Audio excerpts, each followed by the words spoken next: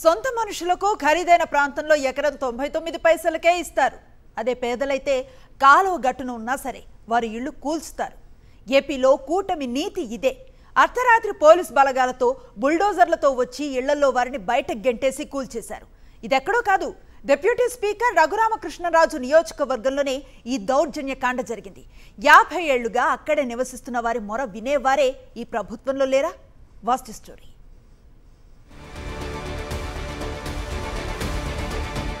AP assembly deputy speaker Raghurama Krishna Raju నియోజకవర్గంలో పేదల ఇళ్లను ప్రభుత్వం నిర్దాక్షిణ్యంగా కూల్చివేసింది. పశ్చిమ గోదావరి జిల్లా మండల కేంద్రమైన పాలకోడేరులోని ఏఎస్ఆర్ నగర్లో ప్రత్యేక పోలీసు బలగాలను మోహరించి పేదల ఇళ్లను కూటమి ప్రభుత్వం కూల్చివేసింది. 1986 నుంచి 130 కుటుంబాలు కాలువగట్టును ఇళ్లు నిర్మించుకుని జీవిస్తున్నాయి. ఈ ఇళ్లను తొలగించేందుకు 19వ తేదీన ప్రయత్నించిన అధికారులకు బాధితుల నుంచి తీవ్ర ప్రతిఘటన ఎదురైంది.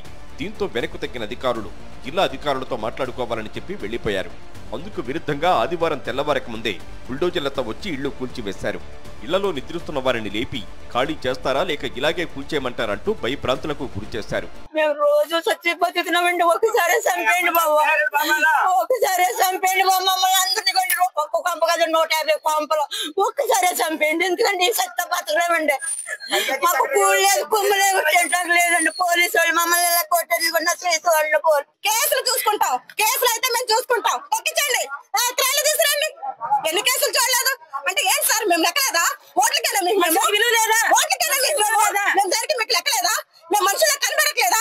పెద్ద ఎత్తున పోలీసు సిబ్బందిని మోహరించి హుటాహుటిన కూల్చివేత పూర్తి చేశారు. పేదల ఇళ్ల కూల్చివేత అన్యాయమని వామపక్ష నేతలు మండిపడుతున్నారు. వారికి కనీసం ఇళ్ల స్థలాలు కూడా ఇవ్వకుండానే ఇళ్లు కూల్చివేయడం దుర్మార్గమని ధ్వజమెత్తారు. ఉండి ఎమ్మెల్యే అయిన డిప్యూటీ స్పీకర్ రఘురామకృష్ణరాజు అహంకార ధోరణితో పేదల ఇళ్లను కూల్చివేయించారని ఆగ్రహం వ్యక్తం చేశారు. ఎవరికి అభ్యంతరం లేని చోట పేదలు నివసిస్తుంటే కలెక్టర్తో మాట్లాడుకోండని చెప్పి మోసపూరితంగా వ్యవహరించడం అధికారులకు తగదన్నారు. ధనికులు పేదలకు సహాయం చేసేలా పీ4 విధానం తెచ్చామని చెబుతున్న సీఎం చంద్రబాబు ఉండిలో పేదల ఇళ్లను కూల్చివేసి ధనవంతులకు కొమ్ము కాస్తోందని వామపక్షాలు విమర్శిస్తున్నాయి.